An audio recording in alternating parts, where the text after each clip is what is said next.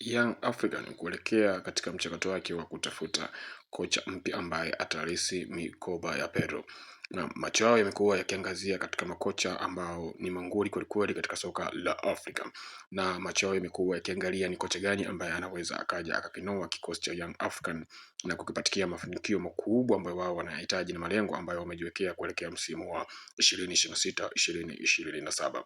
Na macho yao moja kwa moja yamekwenda kwa Mokoena, kocha wa zamani wa Mamelodi Sundowns pamoja na Wydad Casablanca.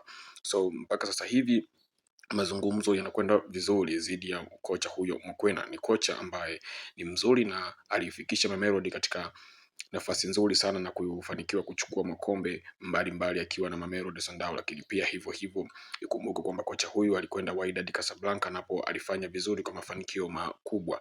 Young African wapo kwenye rada za kumleta kocha Mokoena, na ikumbuke kuwa Engineer Hersi ni mtu ambaye huwa hajawahi kuleta garasa Young African, na akitulia katika swala la kumleta kocha basi huwa analeta kocha kwelikweli na mwamba kwelikweli.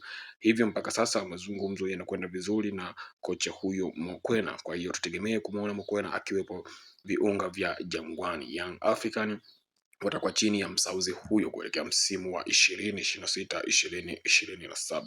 Tutegemee mazuri sana, tutegemee kuliona pila kutoka South, tutegemee kuliona pila la Kiafrika dhidi ya Mwafrika huyo ambaye ni kocha wa viwango kwa kweli. Ni kocha ambaye hana dogo hana baya, na kocha ambaye akisimamia timu na kuinoa basi timu inakwenda kufanya vizuri kabisa.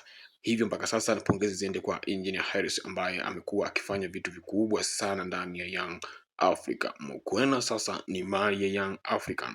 Kwa hiyo tutegemee kuona ni namna gani timu inakwenda kubadilika kuelekea msimu wa 2026 2027, na itakuwa ikiperform kwa namna gani chini ya kocha huyo Msauzi. Tusipende kumuita kocha kutoka Madiba.